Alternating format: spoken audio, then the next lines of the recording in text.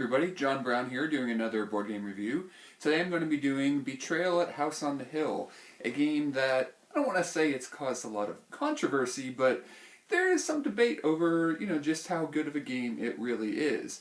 It is in the horror genre, much like Arkham Horror, Eldritch Horror, Mansions of Madness. Those are kind of the big ones in this area, and this game's quite a bit smaller, quite a bit simpler to set up, quite a bit shorter.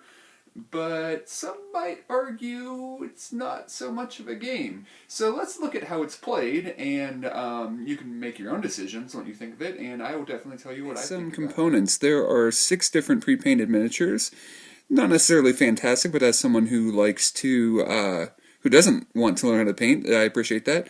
There are a bunch of dice that have either 0s, 1s, or 2s on that. We'll see how those work. There are 3 different rule books. The regular rule book, the survival guide for the survivors, and the trader's tome that we'll get to. Decent box to sort of different cards and the different components in different areas. Alright, here we see the game kind of set up and ready to go as if 3 players are about to go on an adventure. And we have, everybody's going to enter here in the entrance hall, and this is kind of the ground level. So anytime that a player explores, let's say on their turn, they move here, and then they move here. Well, they've moved to a ground level floor. You'll look at the top card. If it's a ground level card, I can go ahead and reveal it. And then I can decide how to put it out. So the doorways have to match, and then you go into the room, and then whatever symbol is in this room, you draw what card it is. So in this case, this is a omen symbol. There are 3 different types of symbols, potentially on the rooms. They could be an event, an omen, or an item. The omens are particularly interesting because every time we get an omen card, we are going to make a roll to see if the haunt begins. And for the first half of the game, we're pretty much going to be going around the house, doing things, and seeing what happens to us. And whenever we roll for the haunt, we roll 6 dice. Now, in this case, I rolled a total of 5. Now, the haunt will start whenever we roll a number that's less than the current number of omens that have come out. So later in the game, if there were 7 omens out and I rolled a 6, then the haunt would begin. And we'll get to how all that works in just a minute. Now, in general, as you're moving around the house, we see there's a grand staircase that goes upstairs. So if a player were to move here on their turn, and then they could, for one of their movement points, move to the upper landing, then explore the upstairs.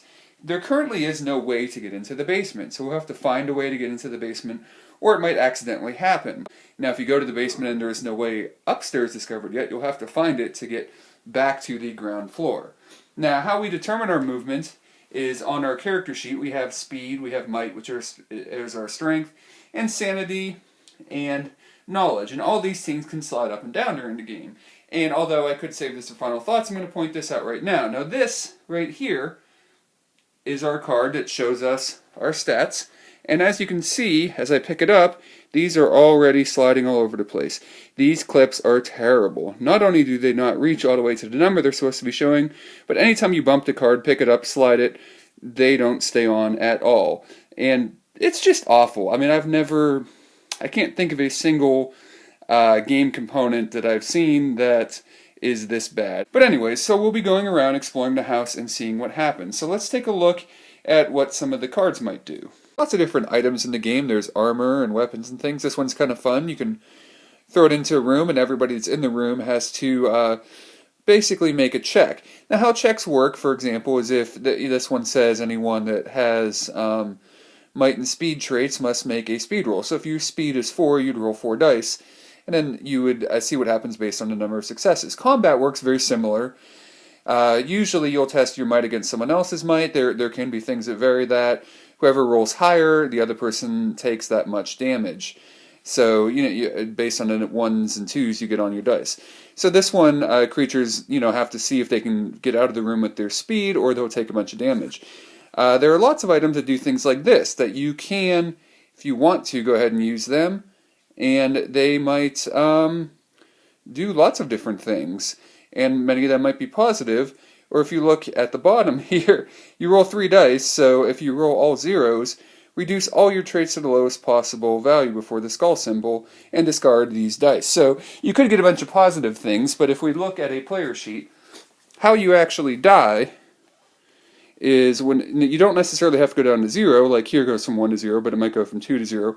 Whatever your lowest trait is, if you go down below that, now you would die. If you were to take physical damage in the game, let's say you took 2 physical damage and you started at your regular 4 and 3, you could take 2 on might, 2 on speed, 1 on might, 1 on speed. You can decide how you want to do it. This is physical damage, and then this is going to be mental damage.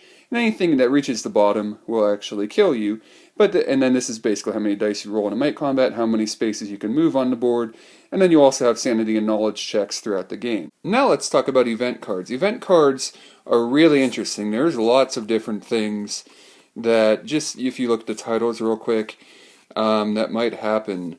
And I don't want to go into these too much because these are where you could say part of the story comes in, and it depends. And this is definitely one of those games that you'll get, and we'll get into this in final thoughts, but you can say, oh, this doesn't make any sense, why would this happen in this particular room?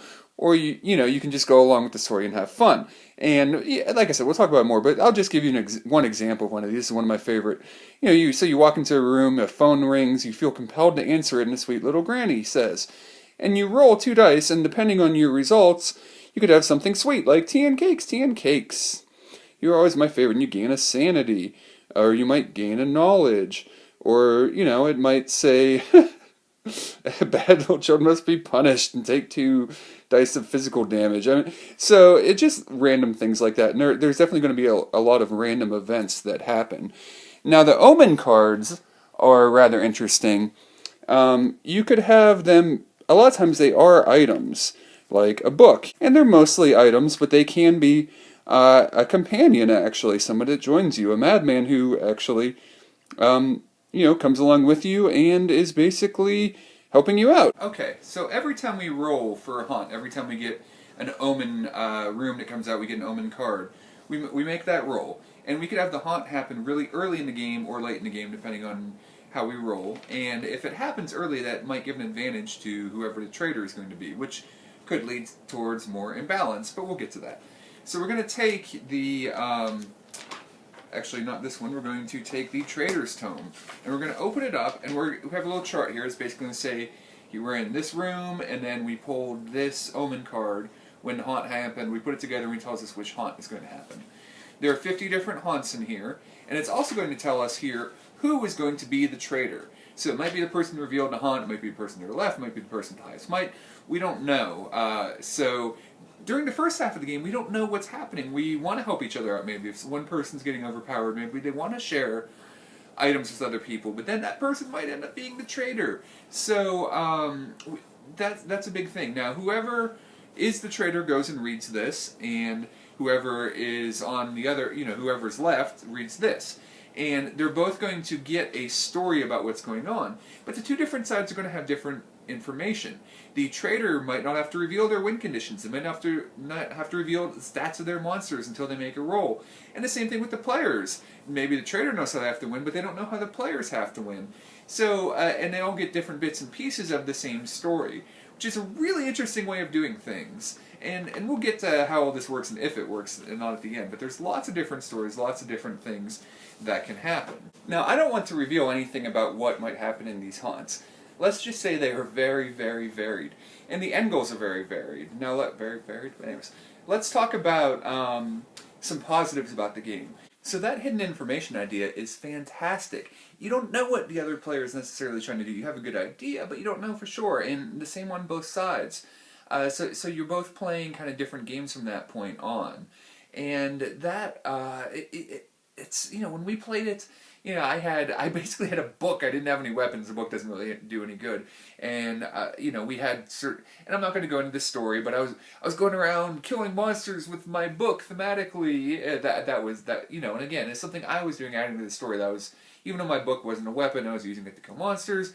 And I was this little kid, and I was successful, and then all of a sudden I was basically down to 1 on everything, and ended up dying and getting eaten, but we ended up pulling out in the end. And if you're willing to add in that and to just make it fun and roll with the story, this can be a pretty interesting game. But if you're looking for a really solid game, this may not be for you. Let's talk about some of the bad things. If the person, especially who's the traitor, isn't the most experienced with board games, they might have an entire, basically, rule set of what's going to happen from this point on that they have to read themselves and figure out. It might be difficult to understand. And the players too, even, I remember one time we played and we even screwed something up, even though there were like 4 of us who were working together, and it was mostly my fault for not understanding it correctly. But, so you're going to have new rule sets coming in, and it can be a little bit alienating maybe to a new player that has to go off and be a trader, because you don't know who the trader is going to be. It can be a little bit tricky to understand what's going on for the trader, especially. Have to go to another room and read this, and you can't really ask for help, maybe, because then you're giving too much away. So there's some downsides. The components, some of the cards are starting to bend. They used to have issues with the tiles, but if you have an older edition of the game, if you have a newer edition, it's not really a problem with them bending. But those clips are awful. The art on these boards are not so good. There's 2 sides with slightly different stats. But, oh man, those clips. But anyways, so the components aren't necessarily great. And here's the question, is this even a game? On the bad side, there's a lot of people that will say, this game, you don't do anything for the first half. You just go around and see what happens. And in the second half, it can be wildly unbalanced. Out of these scenarios, some of them can be pretty balanced, some of them can lean heavily towards the trader, some of them can lean heavily towards the players. And between the bad components, between the not really playing the game for the first half, it's like, oh, why would anyone ever want to play this game? But I love this game. Here's the deal. You can ask me to play Arkham Horror, and I would. I'd probably even prefer Eldritch Horror, a little shorter, Mansions of Madness. Those games, not as much Eldritch Horror, but there's so much setup, so much time, and for me, this game kind of provides the same thing. Now, some of those players of those games would say, what are you talking about? All you do is flip over cards here. And I would kind of argue in some ways that's kind of what you do in the other. There's more to the other games. But as far as length of time, this game, has less strategy. But I think it's a hoot. If you're a player who's willing to not worry about whether you win or lose and just enjoy the story, then even the first half can be engaging. You can laugh about what's going on. Bad things keep happening to the same player, but it doesn't necessarily keep them out of the game. If you die before the haunt, you can come back in. And that idea of not knowing how to win each side, that idea of just telling a fun story, I feel like this game provides that in a shorter time frame with less setup than some of the other bigger games. And that's why I appreciate it. So here's the deal. I get why this game gets a lot of hate. But if you're looking for something light and fun and silly, a beer and pretzel sort of game that you're not worried about who wins and you can make a story out of the first half and just have fun with it, even if it's unbalanced and the components are bad, then this is something I highly recommend. Actually, go check out Will Wheaton's Tabletop. It's a 2-part thing, but they go through an entire thing of this game, and it should really give you a good idea of if this is something you'd enjoy or not. So here's the thing. I get why a lot of people hate this game. The first half isn't really a game, but kind of similar to the Pathfinder adventure card game. If you're willing to make a story out of it and have fun, then it really can be a lot of fun. There's not a lot of setup, you can get through it quick, and some of the stories are really pretty interesting, if a little dark. This is something that I don't play with my son right now, and I think they're actually really enjoyable, even if they're imbalanced, even the components stink. So I prefer this game to the other big ones in the horror genre. There's a lot of stories, and if you come across the same one again, just pick a different one. With 50 different ones, you've got a lot of stuff to do. And so little setup time and shorter gameplay time. That's why I prefer it, but I totally get why people who want a little more of a game prefer some of the bigger horror games. So if just telling a story and having fun is intriguing to you and your group, you might really like this game. And if you really want there to be a game there and you're not a big fan of randomness, then stay away. So there's definitely 2 divergent opinions on the game, and it really depends on what you're looking for. So be sure to check out my YouTube channel. If you're watching me on Board Game Geek, I'll put a link to it there, and hopefully I'll be back soon with some more reviews. Alright, thanks. Bye.